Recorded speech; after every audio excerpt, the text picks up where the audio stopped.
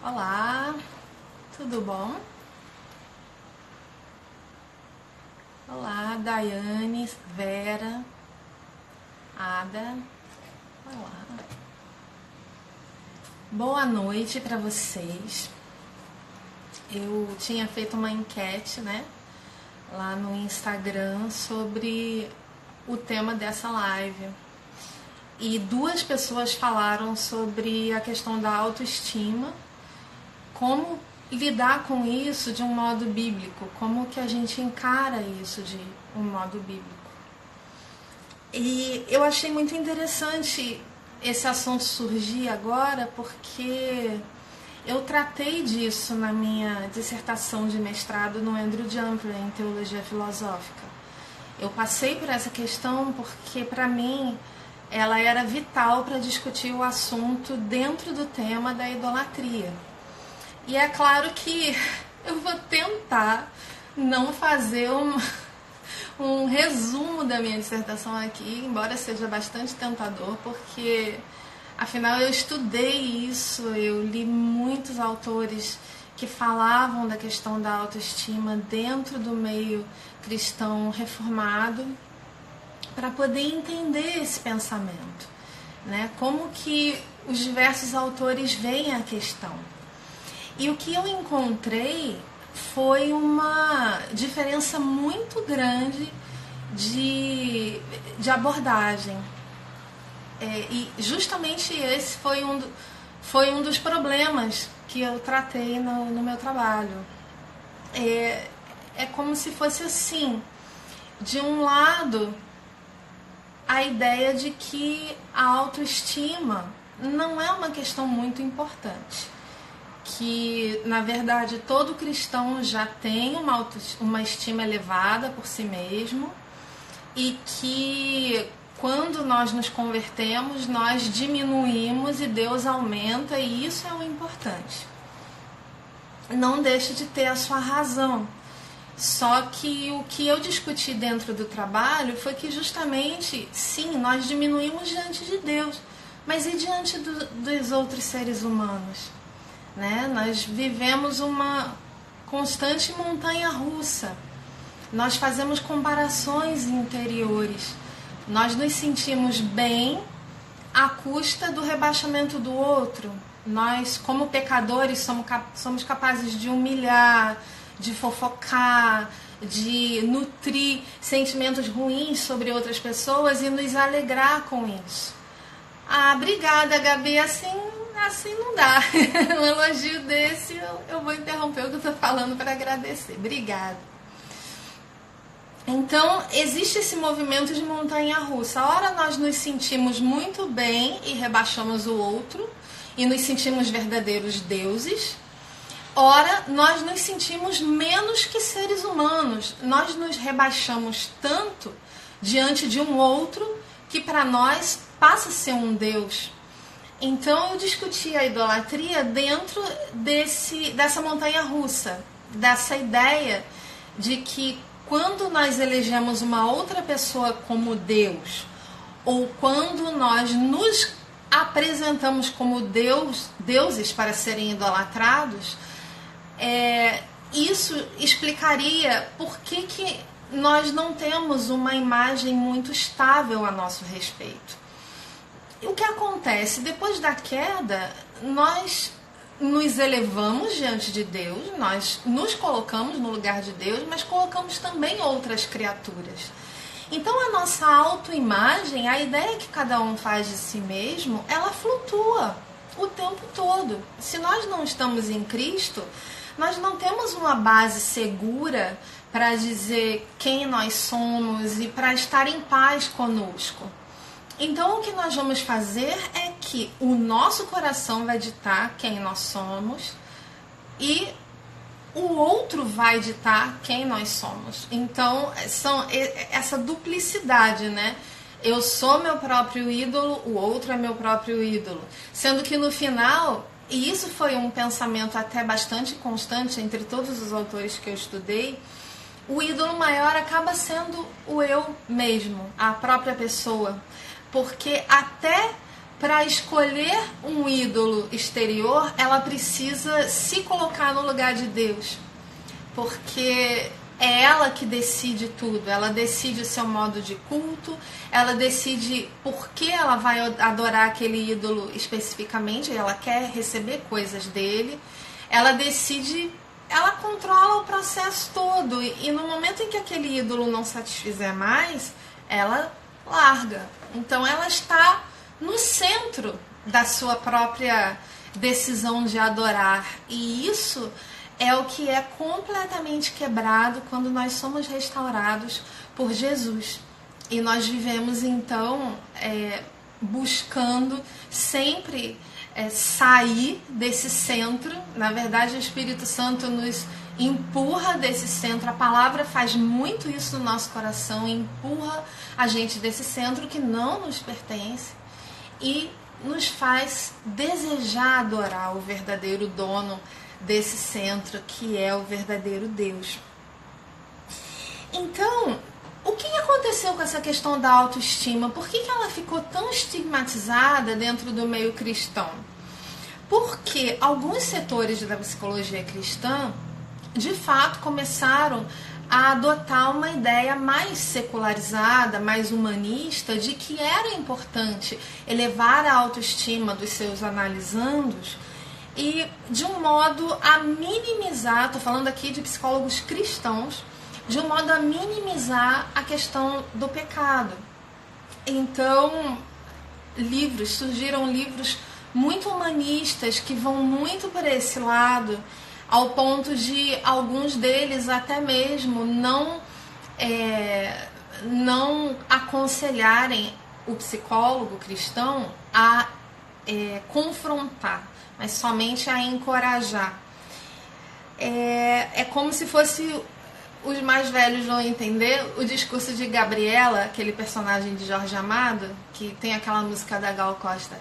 Eu nasci assim, eu vivi assim, vou ser sempre assim, Gabriela. Então, na minha época de convertida, uns 20 anos atrás, que já era velha essa música, as pessoas ficavam dizendo que crente Gabriela era assim, que não mudava, se convertia e, eu sou assim mesmo, Deus me ama assim. Então, a questão do pecado é minimizada, a questão da santificação é minimizada. Então as pessoas passam a achar que acolher a pessoa que está precisando desse acolhimento psicológico ou até pastoral, né? Há pastores que também pensam assim, significa acolher a pessoa como ela está e não focar tanto na questão do pecado. Obviamente isso é um problema para o cristianismo tradicional, porque isso, sempre que a gente minimiza um dos motivos cristãos, nós temos 3 motivos cristãos: criação, queda, redenção. Alguns ainda acrescentam mais um, restauração, se eu não me engano, mas eu prefiro trabalhar com esses 3. Óbvio, sem negar a questão da restauração, mas trabalhar com esses 3 para ficar mais fácil. Sempre que você nega um deles, você tem problemas sérios no seu cristianismo. Então, se você nega a queda ou minimiza a queda, você vai viver um cristianismo muito secularizado, mais comprometido com essa questão do ser humano no centro, o ser humano como o principal agente da própria vida, e aí você vai ter problemas. Você não vai entender que a vida do cristão é uma luta. Você não vai entender que os pressupostos que estão por aí nos sistemas deste mundo são pressupostos contrários à palavra de Deus no seu âmago. Obviamente não estão negando as verdades que existem no mundo, que Deus permite que existam muitas verdades no mundo. É por isso que você não pode deixar de ler autores que não são cristãos, de ouvir música do mundo, de ler literatura, de ficar a par de tudo. Você não pode deixar de fazer isso, porque você está no mundo, mas você não pertence ao mundo em um sentido fundamental. Você pertence a Jesus. Foi isso que Jesus quis dizer quando ele falou isso para o Pai, né, em oração, que eles estão, mas não são. Então, se você minimizar o motivo queda, você vai descaracterizar o cristianismo. Mas aí o que acontece? Essa ênfase de determinados setores da psicologia cristã gerou uma outra ênfase que combateu a psicologia cristã nessas ênfases e que, na verdade, no meu entender, foi para um outro extremo, que tende a não lançar mão de muitas contribuições psicológicas, que, a meu ver, é um erro também, tende a maximizar a questão do pecado a tal ponto que aconselhar alguém passa a ser sempre confrontar pecado, sempre nessa perspectiva confrontatória. E eu não acredito que seja sempre o caso. É claro que vai sempre passar pela questão do pecado. Qualquer encontro de aconselhamento vai passar por isso.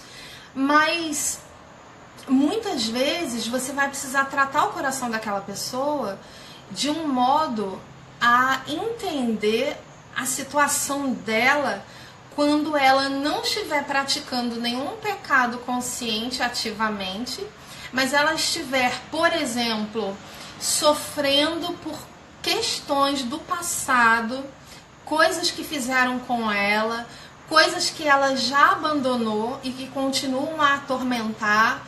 Então, a resposta para essa pessoa seria muito simplista se fosse simplesmente combata esse pecado. Às vezes o que você vai precisar fazer é uma outra abordagem. Você vai precisar acolher muito até chegar num ponto que essa pessoa entenda que aquilo que está assombrando já não existe mais, já não reverbere mais. E aí uma escuta muito atenta vai ser necessária. Às vezes eu vejo pessoas dizendo que o aconselhamento tem que ser rápido, porque é uma questão de você sentar com a pessoa e olhar na Bíblia o que a Bíblia diz sobre aquele tema que a pessoa apresenta e pá, e acabou. Não vai ser sempre assim.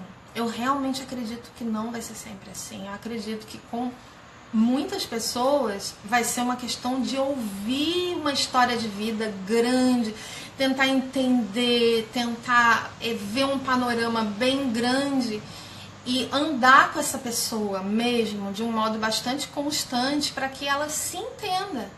Aí nesse caso não é tanto a questão de se arrepender de um pecado específico que ela não está cometendo, mas é uma questão de algum lado, algum cantinho do coração dela que ela nem sabia que estava deslocado do que ela acredita, da fé que ela depositou em Jesus. Porque tem muitos aspectos do nosso coração, isso é algo que na cosmovisão reformada, na obra de Doivre, Van Til, na obra de muitos autores, essa ideia do coração, que é uma ideia bíblica, é muito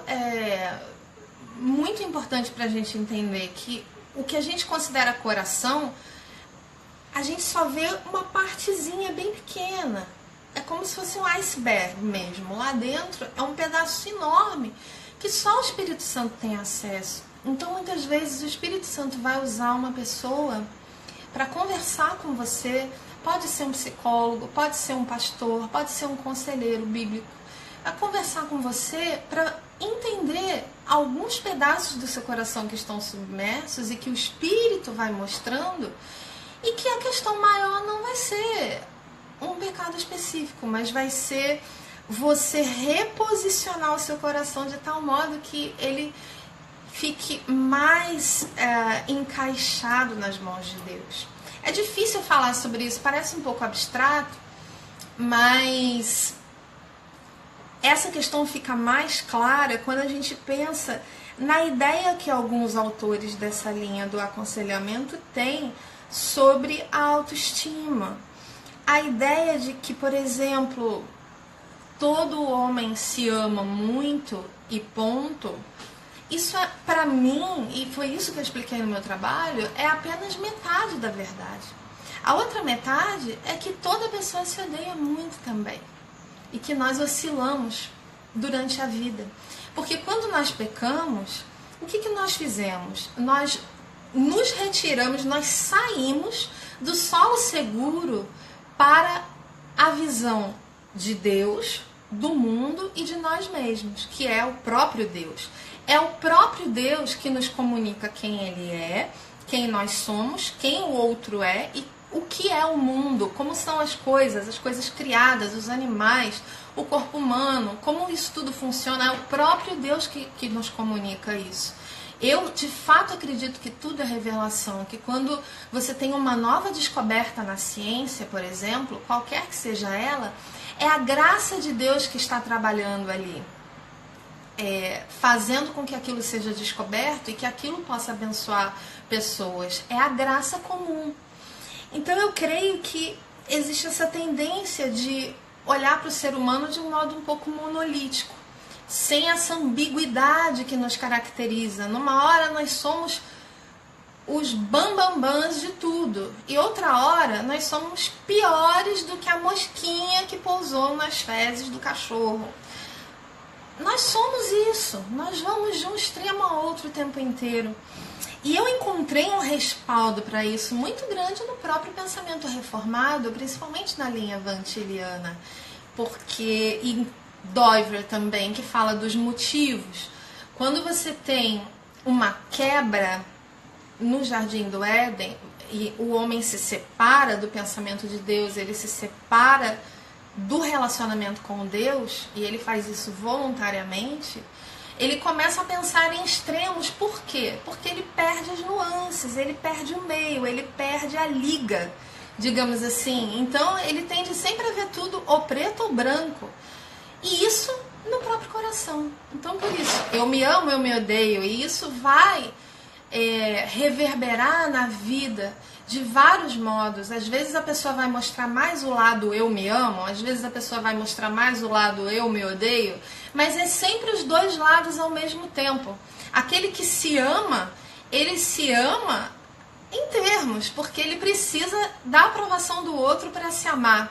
Então ele se coloca como máximo porque ele quer instigar no outro a admiração, o respeito, a adoração. E por isso ele extrai disso a sua autoestima. Então você olha para ele e você pensa, nossa, ele se acha o tal. Ele se acha o tal, mas se um dia ele ficar sem aprovação nenhuma de ninguém, ele cai. Porque ele está em solo arenoso.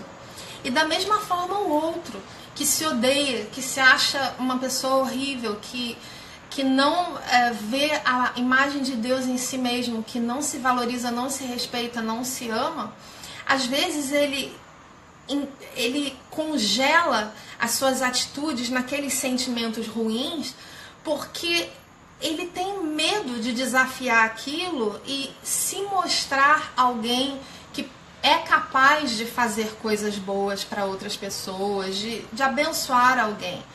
Então, no fundo, tem um orgulho lá também. No fundo, ele tem medo de, se eu for lá e der errado, aí é que eu vou afundar mesmo. Então é melhor não tentar. Eu fico aqui e eu me odeio, mas pelo menos eu me odeio nesse nível, eu não vou baixar mais. E muitas vezes ele vai também se prestar adoração a outras pessoas, ele vai adorar outras pessoas e ele vai deixar que essas outras pessoas lhe digam tudo o que fazer, até em níveis terríveis. Ele pode se submeter no mau sentido, de um modo tão horrível que você tem, por exemplo, ritos de iniciação em gangues, coisas sangrentas, coisas horríveis que as pessoas fazem quando elas querem conquistar a aprovação de determinados grupos. Então eu toquei em todo esse espectro. É claro que não é todo mundo que vai assumir formas tão extremas, mas todo mundo está aí em algum movimento, né? Como uma bolinha que fica pulando, ou pula muito longe um extremo do outro, ou pula um pouco mais aqui no meio, se odeia um pouquinho, se ama um pouquinho e assim vai. E é muito importante entender isso, porque eu já ouvi de pessoas que têm essa ideia de que o homem já se ama demais, ele não precisa pensar em autoestima, que isso é bobagem. O problema dessa ideia é que muitas vezes as pessoas dizem assim: o cristianismo prega o autoesquecimento. Você tem que pensar no outro e não em si. Gente, eu abomino essa ideia. falando sério. Eu abomino essa ideia. Por quê? Porque para mim isso não é cristianismo, isso é budismo, isso é sacrifício do ego, isso é aniquilação do ego. É muito problemático você pregar isso. Porque você tem muitos exemplos, e principalmente exemplos de mulheres que estão nesse espectro do auto-ódio, da autodesvalorização, do auto-rebaixamento, que se submetem a coisas horríveis pelos homens que as dominam, e que nisso elas acham que estão fazendo bem, quando elas pensam, não, eu estou fazendo isso porque eu amo meu marido, eu não estou pensando em mim, eu estou pensando nele. E isso pode chegar a uma proporção tão enorme que no final a pessoa se destrói. E isso é real, isso é algo que acontece. Então nós temos que ser muito responsáveis na hora de vocalizar esse tipo de generalização. A pessoa que fala isso, cristianismo é uma questão de autoesquecimento. Geralmente ela tem uma ideia muito alta de si mesma, então para ela, pensar em autoesquecimento funciona porque ela está se equilibrando ali. Mas isso não é panaceia, isso não é uma regra geral, um princípio geral que se extrai da Bíblia. A Bíblia nunca fala de autoesquecimento. O que Jesus fala isso? O que Jesus fala sobre isso? Amar Deus acima de todas as coisas, então a hipótese da idolatria está descartada. E amar o próximo como a ti mesmo. É uma relação de igualdade que você estabelece com o outro. Claro que aqui eu não estou negando as relações de autoridade, tá? A própria Bíblia não coloca uma coisa contra a outra. Não é disso que se está falando. Está se falando do ser humano diante de Deus. Todos nós somos iguais diante de Deus. Então, você ama o outro como se ama. É uma relação de igualdade. Não é pra... Como muita gente faz isso, né? Não, peraí. A Bíblia está dizendo, então, que você tem que se amar primeiro para depois amar o... Não é isso. Não tem relação de precedência. A relação é para você olhar para o meio. Você amar tanto, que já é muito difícil. Porque a nossa tendência é se colocar primeiro. A tendência do ser humano, nas menores coisas, furar fila, pegar o bife maior da bandeja. Você vai colocar isso em prática, você vai se defrontar com essa sua tendência a se colocar primeiro em todas as coisas. E por outro lado, você também às vezes vai se deitar para alguém passar por cima. Quando você amar o outro mais do que a si mesmo, ao ponto de amar o outro mais do que ao próprio Deus, isso é idolatria. Então, eu creio, de tudo que eu li, de tudo que eu pesquisei, é óbvio que eu posso estar errada, a gente nunca consegue pesquisar tudo, mas eu realmente creio que Jesus, quando ele anunciou isso, ele colocou as coisas em seus devidos lugares e ele nos mostrou que o amor desigual, nesse sentido, é idolatria. Você não pode nem se colocar diante do outro como um Deus, ao ponto de exigir do outro que você seja o primeiro em tudo, nem você pode se colocar diante do outro como adorador, colocando-o acima de tudo e por isso se rebaixando. Porque a adoração ao verdadeiro Deus nunca é rebaixamento nesse sentido da desvalorização, pelo contrário. Essa é a verdade mais linda da Bíblia. Quando você adora o verdadeiro Deus, você se coloca num lugar muito mais nobre do que quando você adora a criatura. Adorar a criatura é arrastar a barriga no chão, né? Como diz Paulo, que adoraram até mesmo répteis. Ou seja, a gente ficou tão doido. Alguém aí falou no Jonas, né? Sobre Jonas Madureira, sobre o coração louco. É isso mesmo. Você vai adorar um ser que arrasta a barriga no chão. Para você adorar esse ser, você tem que ficar mais baixo que ele. Você tem que arrastar mais ainda. Você tem que cavar um buraco, se enfiar ali e ficar com a barriga no chão para adorar um réptil. Então, adorar a criatura é sempre um jogo ambíguo. Você acha que vai se elevar, mas você se estatela. É sempre autoexaltação e autorrebaixamento.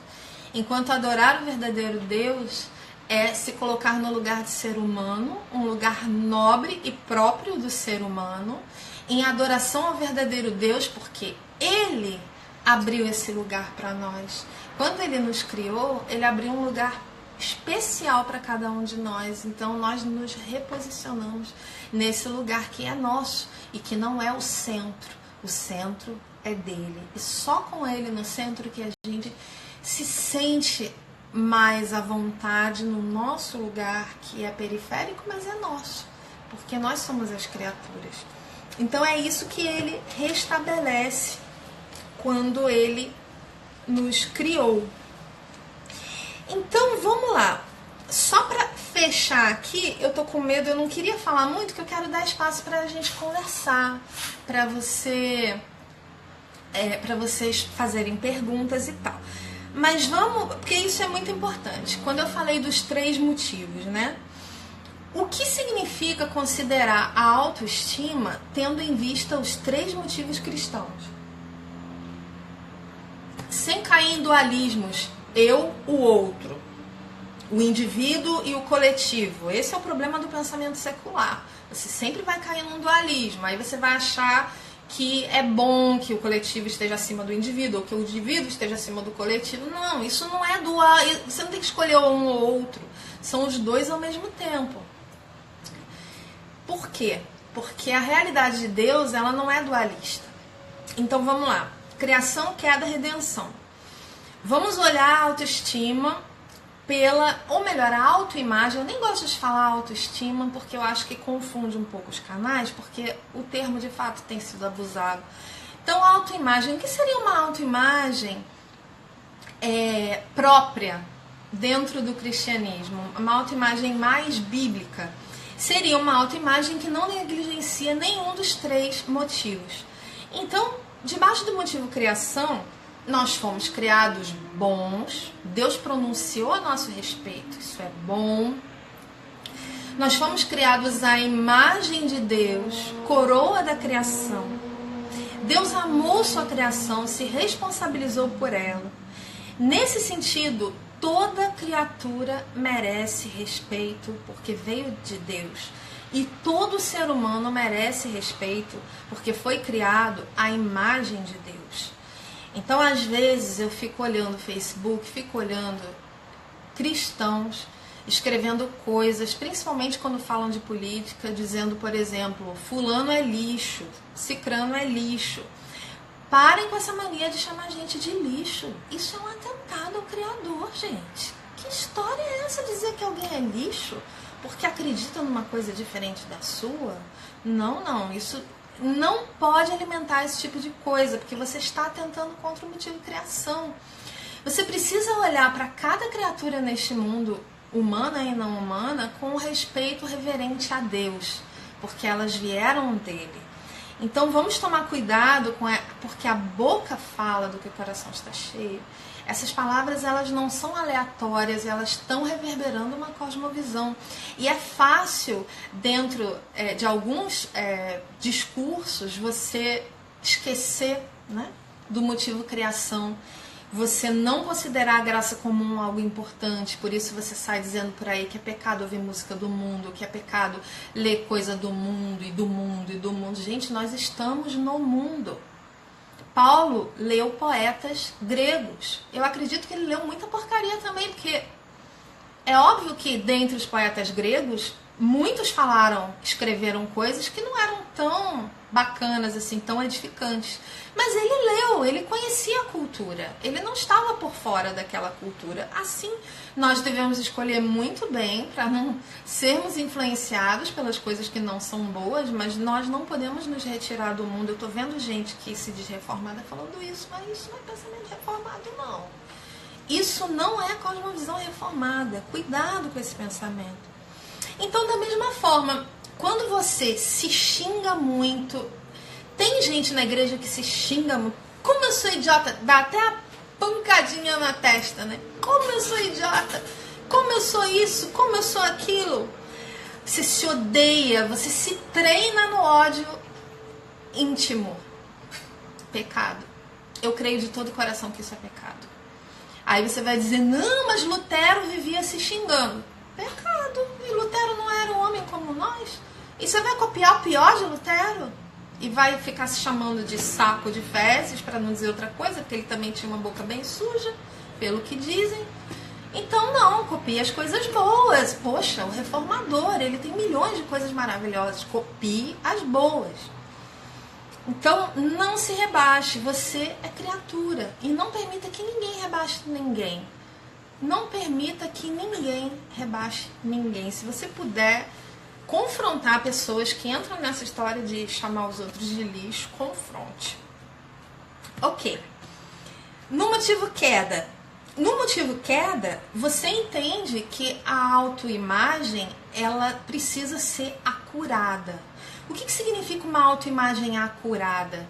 Significa que você não vai entrar numa fantasia de que as suas qualidades é que importam, os seus defeitos não são importantes, que você viveu essa vida do jeito que dava e que no final você vai cantar igual Frank Sinatra cantando My Way. Eu não me arrependo de nada, eu fiz o que eu fiz mesmo e eu fiz do meu jeito, fiz o meu caminho e é isso mesmo. Não, isso é autoestima segundo o mundo e não segundo Deus. Segundo Deus, nós temos uma doutrina maravilhosa no pensamento reformado que se chama depravação total.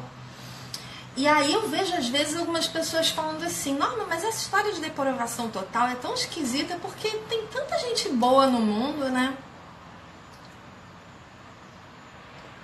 Depravação total não significa que todo mundo é absolutamente mal, totalmente mal. Se fosse assim, eu sempre digo isso.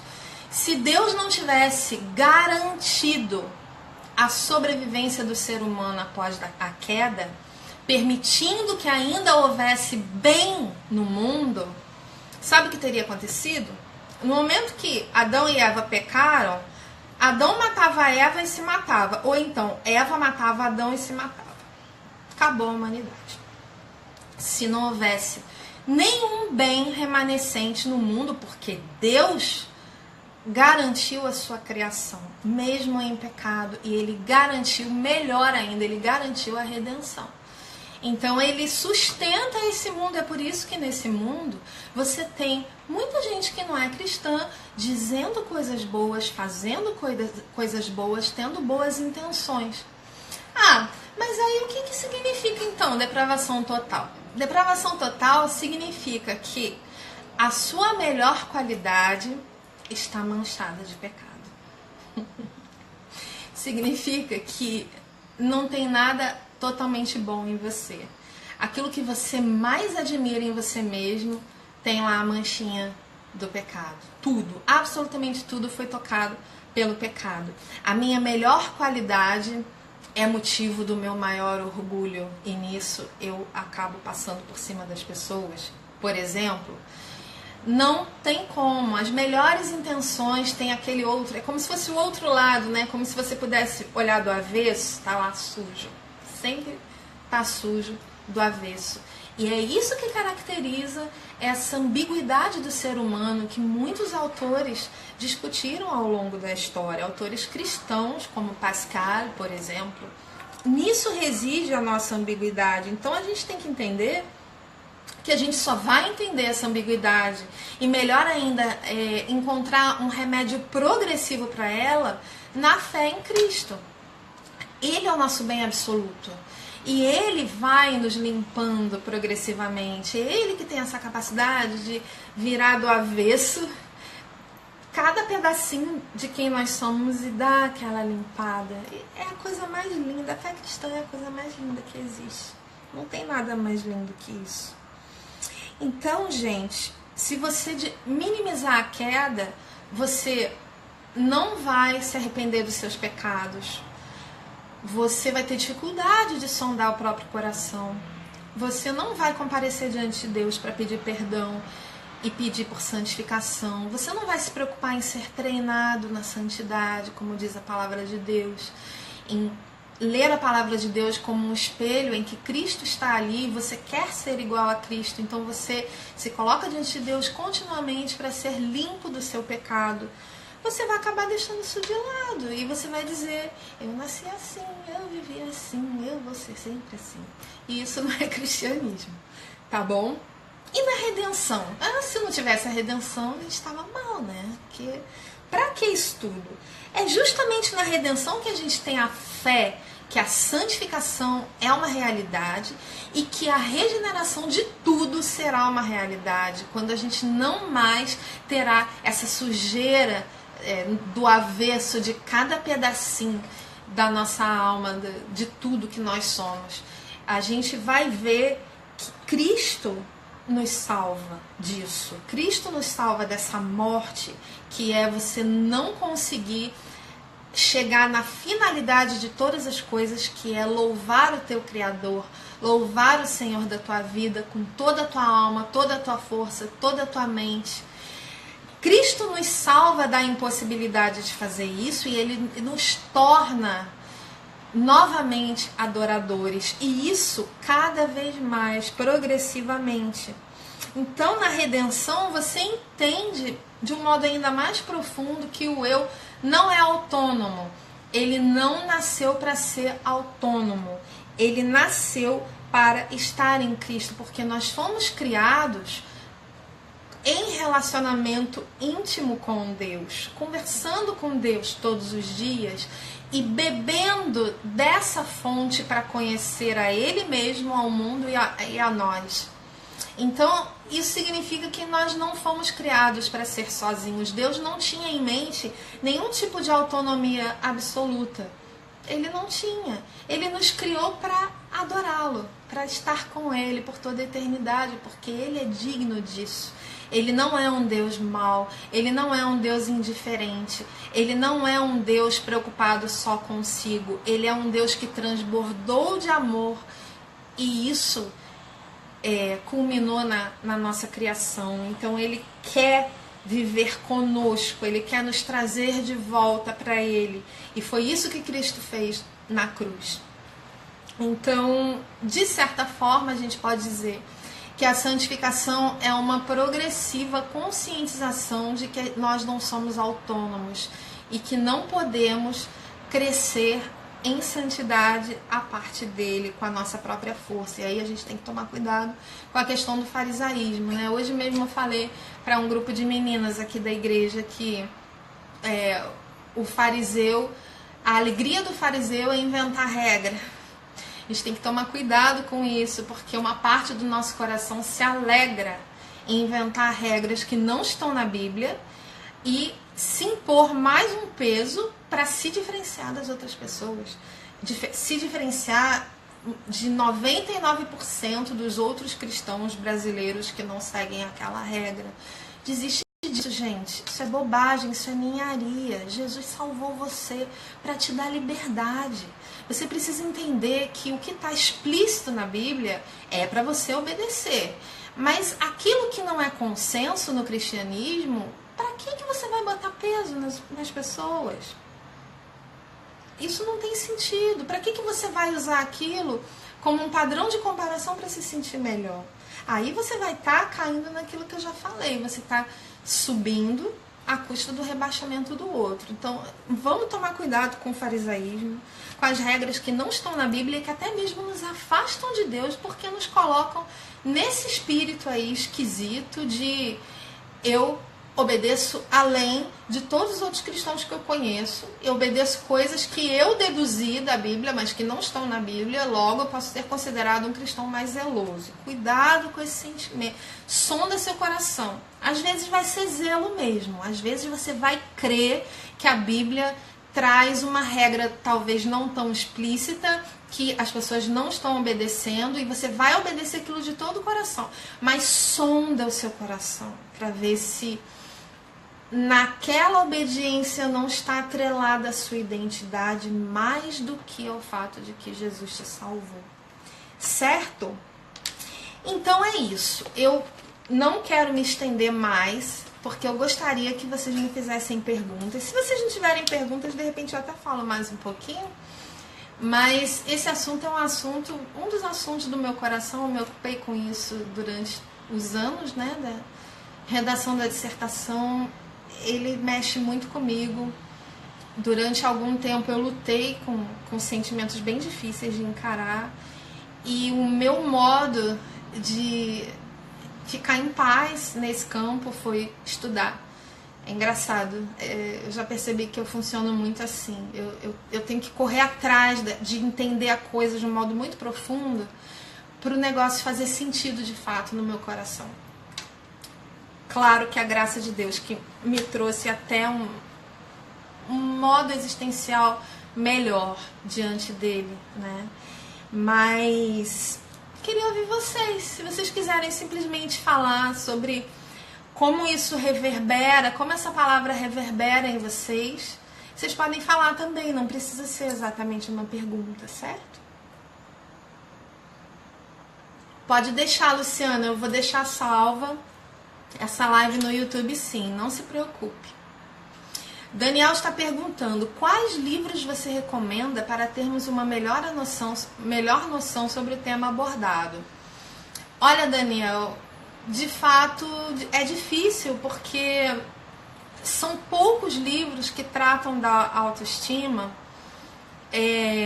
de um modo assim, ao ponto de botar no título, de deixar bem claro. Eu tive que pesquisar bastante, muitas vezes eu usei só trechos de livros. Por exemplo, um livro do John Stott, agora eu teria que pesquisar o nome que eu esqueci. Né, eu esqueci, porque já faz um tempo que eu defendi, né? Mas eu posso dar uma olhada. Na verdade, assim, do jeito que eu estou explicando para vocês, é só a minha dissertação mesmo. Que é uma visão muito minha disso e que eu creio que muitos autores que eu cito concordariam com ela, mas muitos também não concordariam. Então, principalmente esses, né, que acham que autoestima é uma bobagem e tal, e que tem muita dificuldade de olhar para a questão do auto-rebaixamento, como eu escrevi na dissertação. Mas esperar, vamos ver, tá prevista a publicação, eu só não sei para quando. Tá prevista sim, tá para ser decidida, então calma aí que vai acontecer. Peraí. Tenho que lidar com tudo isso dentro de mim e hoje mesmo iniciei uma conversa com a psicóloga. Pois é, Elo, é isso mesmo. Às vezes só o fato de falar já vai fazer um bem danado pra gente. Só toma cuidado, tenta perceber. Peraí, gente, tá subindo muito rápido aqui, eu não vou conseguir ler tudo. Então, com a pessoa que você escolher, você tenta ver se essa pessoa não vai impor valores a você. Que isso acontece com muita frequência. O psicólogo, ele precisa acolher e ele precisa entender você dentro da sua realidade. Se ele começar a questionar o seu cristianismo, os seus valores, o seu conservadorismo, a sua visão de Deus, o seu modo de vida, e se ele ficar insistindo muito nisso, esquece, não é um bom profissional, tá? Então só toma cuidado com isso. Tem uma pessoa que está perguntando aqui, como abordar esse tema de forma bíblica para pessoas não cristãs? Atendo muitas mulheres não cristãs na consultoria de imagem. Oi, Sara. Mas vejo nesse trabalho uma oportunidade de falar do amor de Deus. Maravilhoso. Então, você vai abordar de modo a... Primeiro, você vai amar muito essa pessoa, orar muito por essa pessoa. E você vai respeitar essa pessoa e ser a melhor profissional que você puder ser do ponto de vista pessoal. E se ela se interessar por falar de Deus, eu, por exemplo, eu pergunto a questão dos valores, porque como eu atuo dentro da minha visão de teologia e beleza, eu não posso deixar de perguntar. Então eu pergunto ali dentro sobre os valores da pessoa, porque os valores são o que sustentam a autoimagem. Então, se tem coisas ali discordantes, né, coisas que estão prendendo a pessoa em direção a uma imagem que ela gosta, isso precisa ser conversado. E aí, essa é uma oportunidade de evangelização, mas só tome cuidado para não impor a sua crença à pessoa. Você pode falar, por exemplo, do amor de Deus do ponto de vista criacional, de todos que têm a imagem e semelhança de Deus e que por isso cada criatura merece respeito, precisa ser respeitada por causa do temor a Deus, e que isso é uma base segura para a autoestima, né? Não tem base mais segura do que essa. Todo o resto é inseguro. Trabalho, marido, filhos, por melhores que sejam, eles não são base suficiente para a gente gostar de si, nossas habilidades, nossas capacidades. Um dia a gente vai ficar bem velhinha, vai ter pouca coisa que a gente vai poder fazer. Então, se ela der abertura, você fala. É como em qualquer outra profissão, no final das contas. Mas é óbvio que é algo muito mais sensível, né? Porque toca direto no coração a questão da imagem, né? Sabrine, olha que pergunta legal a da Sabrine. Como entender o negar-se a si mesmo? Negar-se a si mesmo você vai entender dentro do motivo queda. Porque se você não tivesse caído, não haveria o que negar. Você seria bom.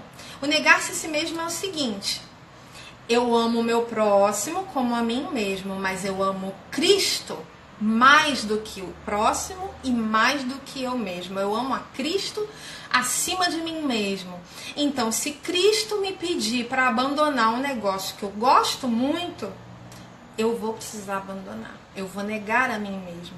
E esse negócio, se esse negócio é tão importante para mim, ao ponto de parecer que eu tô cortando fora um braço, um olho, tirando fora um olho. Lembra aquilo que Jesus falou? Tem pecados que estão tão grudados na gente que largar vai parecer pra gente como uma mutilação. Você vai fazer isso. Por quê? Porque você se nega por amor a Cristo. Nada pode estar acima do amor a Cristo. É nessa perspectiva que o negar a si mesmo tem que ser compreendido. Não na perspectiva de um rebaixamento do ego no sentido budista, entende? O indivíduo versus a coletividade. Eu tenho que preferir a coletividade. Não, esquece esses dualismos. É dentro do pensamento cristão mesmo, ok? Ah, que bom, Daniel, obrigada. Fico feliz por ter ajudado, mesmo sem lembrar o nome do livro do Stott. Vanderleia, vamos lá. Deixa eu ver se eu consigo entender a pergunta dela. Se já cair num pecado por várias vezes, já caí, né? E tomei consciência... E tomou consciência, eu tô na dúvida se é a primeira pessoa ou terceira. Mas vamos supor que seja terceira. Se a pessoa já caiu no pecado por várias vezes e tomou consciência, ficou um tempo sem cair e caiu de novo, é falta de arrependimento? Depende. Como que ela se sente sobre esse cair de novo? Ela tá arrasada porque ela caiu de novo? Então não é falta de arrependimento. Às vezes acontece sim. Você está lutando contra um pecado que é muito duro de sair. Você está lutando já há algum tempo. E você já leu sobre aquilo, você já se aconselhou sobre aquilo, você já confessou, você já conversou com o pastor. E o negócio não para.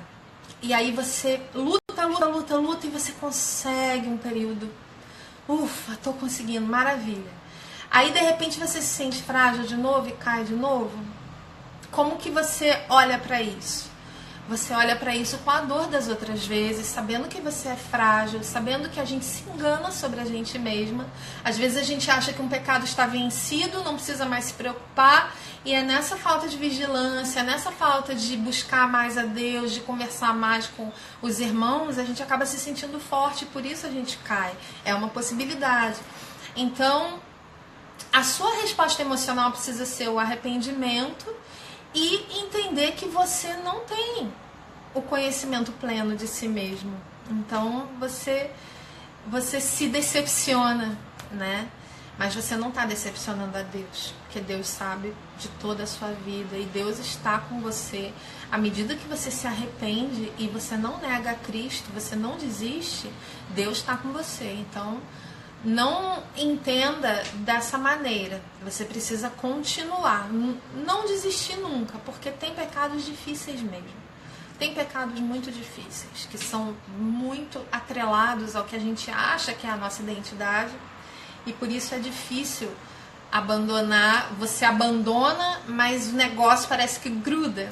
Então, você precisa ir aprofundando. É um pouco como o perdão. O perdão também não é algo que você dá uma vez e acabou. Você dá o perdão. A tua obrigação é dizer, se a pessoa está pedindo perdão, a tua obrigação é dizer, eu te perdoo. Mas o seu coração parece que ele fica sempre no final da fila, sabe? Então, aqui, normativamente, você diz, eu perdoo porque você está obedecendo a Cristo. Mas aí, existencialmente, que é sempre o mais difícil, parece que é sempre o que fica por último, teu coração fica lá remoendo, lembrando, você já não tem tanta vontade de conversar com a pessoa, você tá ressentido, você tá chateada, aí você luta. E às vezes você fica um tempão nisso. E Deus já aprofundando o perdão no seu coração existencialmente. Significa que você está desobedecendo a Deus? Nesse caso, não. Você já perdoou, mas você tem consciência de que o seu coração ainda está teimoso naquilo. Então, da mesma forma, significa que você não se arrependeu? Não, você se arrependeu todas as vezes, mas o negócio está difícil de sair. Então, confia no amor de Deus acima de tudo. Ele é poderoso para te sustentar até o final. Se você não nega a Cristo, continua com Cristo. Ok, deixa eu ver se tem mais coisa aqui. Ah, sim, que bom, a psicóloga é cristã, graças a Deus, muito bom. Como identificar a sua autoestima quando você vem já há anos se vestindo a partir de regras não bíblicas? Aconteceu isso comigo e ainda me sinto perdida sobre minha autoestima. Então, você já resolveu o principal problema, que é identificar que essas regras não são bíblicas. São regras criadas dentro de uma determinada comunidade cristã que está equivocada em relação a exterioridades. Ótimo, essa é a melhor coisa. Agora você tem um ponto de partida melhor para reconstruir a sua imagem. Então você vai se inspirar, você vai tomar cuidado com a questão de o que a sua imagem comunica, o que as suas escolhas comunicam. Uma consultoria seria muito bom, sem querer fazer propaganda já fazendo, mas de fato a consultoria ajuda muito porque ela te dá um olhar mais objetivo. É difícil a gente sair de si mesmo, né?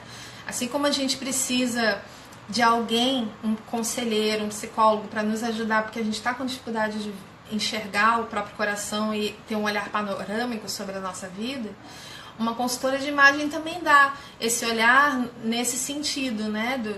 Do que as peças comunicam, do que você quer comunicar com aquilo que você escolhe para a sua imagem.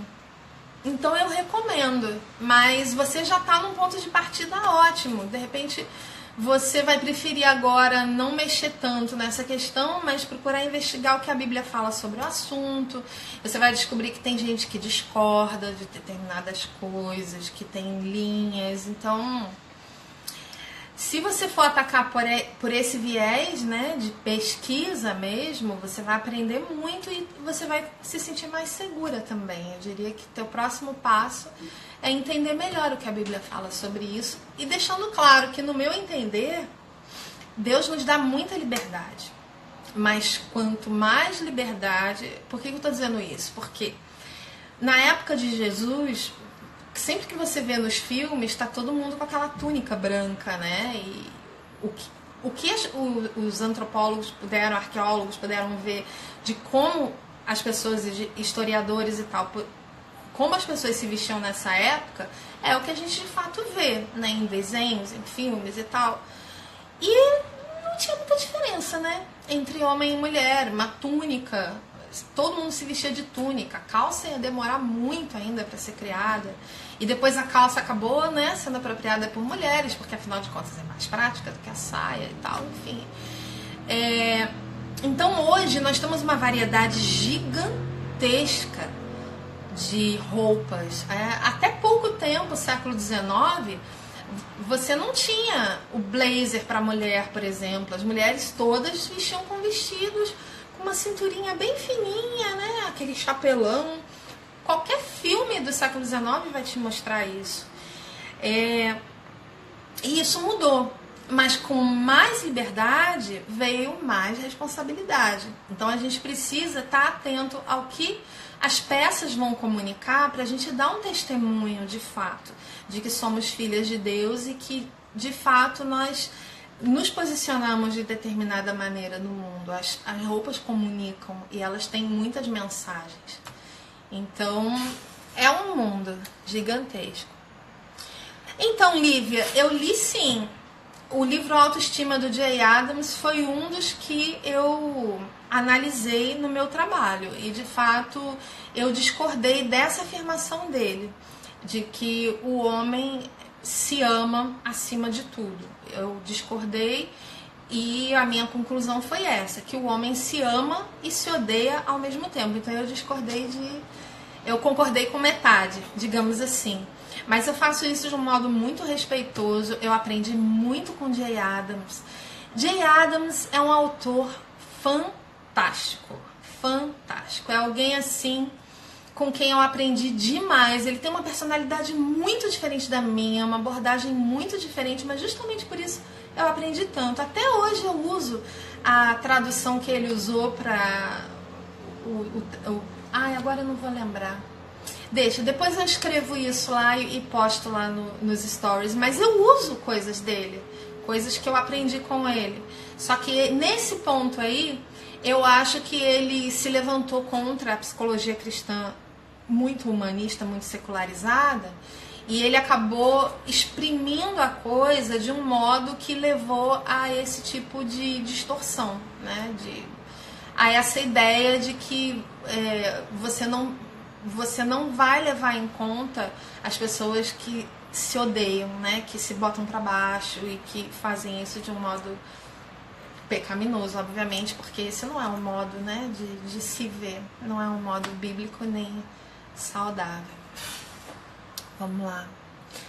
Pedagogia caseira. Acredito que as imagens vistas nas redes sociais têm influenciado muito nossa autoestima. Então, vê uma live minha em que eu falo sobre isso, pra gente se expor menos a imagens de novela, emissoras de televisão, globais, atores e atrizes e blogueiras em geral, blogueiras assim, dentro de um certo padrão de beleza, e se expor a outros padrões de beleza, seguir uma blogueira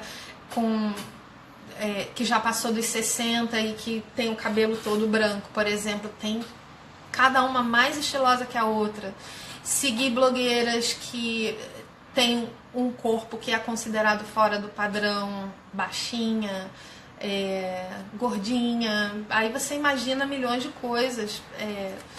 Dá pra você limpar o seu olhar desse jeito. Eu falo isso porque eu mesma não estou dentro do padrão e também porque isso tem me ajudado muito a não se sentir assim, desse modo, entende? Sentir que eu só posso ficar bonita se eu for muito magra ou alta. Eu também não sou alta, eu tenho 1,60. Então isso ajuda muito porque você encontra tanta gente linda fora do padrão. Então limpe o seu olhar, busque ativamente, porque não vai ser fácil de achar assim. Geralmente as coisas mais fáceis de achar são as que estão no padrão, né?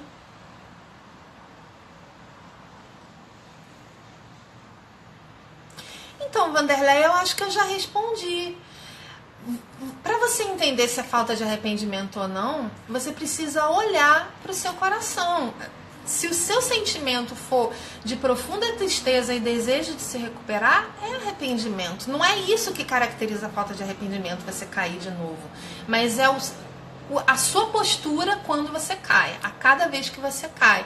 Porque Deus não dá limite. Por isso que Jesus fala do perdão, né?